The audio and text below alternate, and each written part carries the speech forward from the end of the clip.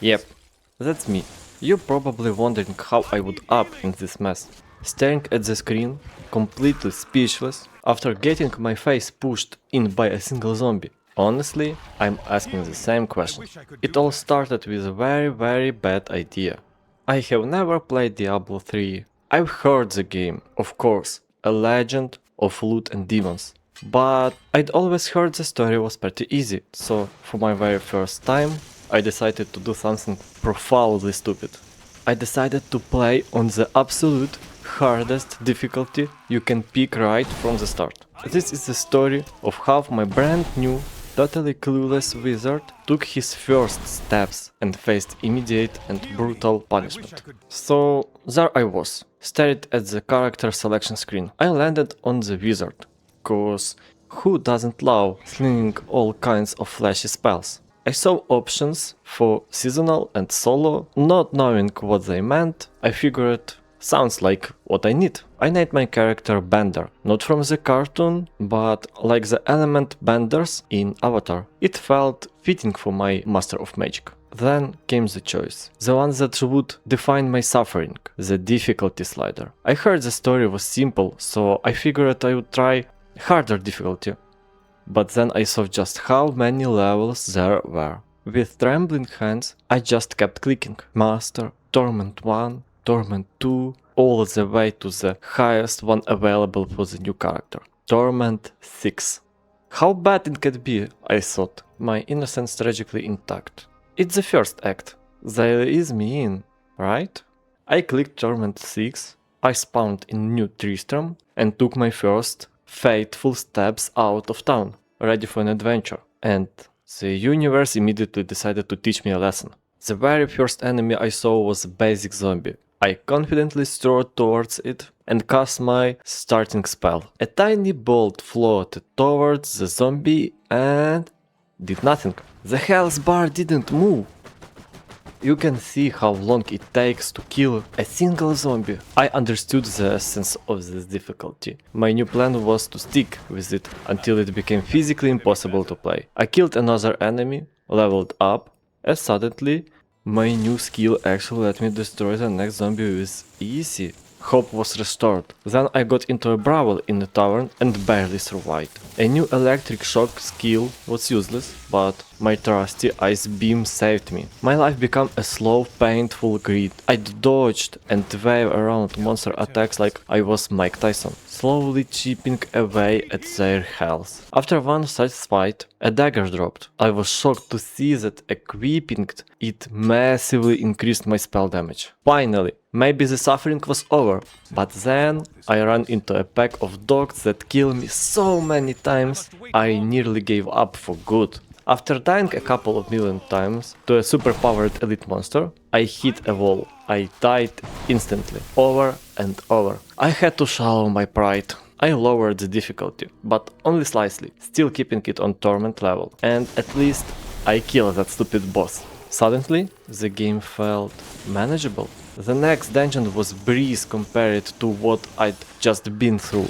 I was just melting everything with my frost beam of death. The story picked up. I have a man whose wife has turned into a monster, and I had to be the one who put her down. Clearing out the cemetery, I unlocked a new skill, a time-slowing bubble. Combined with my ice beam, enemy could barely move, and I felt powerful. I started experimenting with fireballs and a new beam of death spell that looked incredible.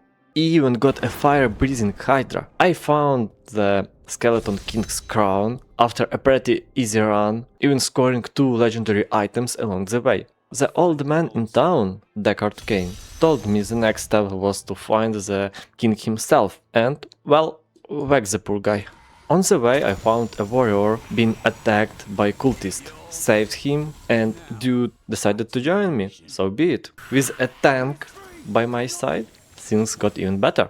After a short chase, I cornered King Leoric. I placed the crown on his skeleton, he roared back to life, and we had our epic battle. And you know what? With my new skills and gear, I totally destroyed that fool with my clones and hydra. Following the trail of a fallen star, I found a crater with a man inside who had amnesia. All he knew was he came with a warning, and his sword had been shattered into 3 pieces. My new quest: find the pieces. It was around this time I unlocked an amazing new ability, turning me into being a pure energy that just obliterated everything on screen. I found the first sword piece in cave, guarded by a witch named Magda. She wasn't happy to see me, but after I showed a force, she retreated. Later, while hunting for items to open a path, I ran into a monster that almost one-shot me, something that hadn't happened since the very beginning. I took a breath, prepared myself, and then unleashed my pure energy form and completely annihilated. I found the second sword piece, but the witch Magda appeared again. I met her again in another town under attack, and after I helped defend it, she revealed her betrayal, this time stealing both pieces I found. I watched in horror as she captured Deckard, Kane, and the amnesiac stranger. Kane's granddaughter, Leah, erupted in a burst of power, but it was too late. Magda killed the old man and teleported away with the stranger. Before he died, Kane managed to reforge the sword, revealing it was a blade from the heavens. The stranger, it turned out, was an angel. And then I saw the spiders. I am a serious arachnophobe. Seeing these disgusting creatures on my screen made my stomach turn. And the cherry on top was the damn Spider Queen boss. I nearly had a heart attack, but somehow I managed to win. I pushed through the halls of agony, a place that lived up to its name. I found the warden, defeated him with no problem, and then somehow died immediately after winning. I still don't know what happened. Finally, I reached Magda's masters, but before I could get to them, they unleashed the Butcher. As I know, this guy was boss in one of previous parts of Diablo. I saw my damage was pretty good, so I tried to just stand there and overpowered him. That ended badly for me. I died. On my second try, I was much more careful, and with the proper strategy, I took the big guy down without a problem. I found the angel, just in time. After fighting off his captors, I gave him his reforged sword. His memories returned. He was the Archangel Tyrael, and he came with a dire warning. 2 great demon lords, Belial and Asmodan, were about to unleash hell on the world. This led to an absolute awesome cutscene. I love Blizzard's cinematics. And that was it. Act 1 was complete. So was it worth it?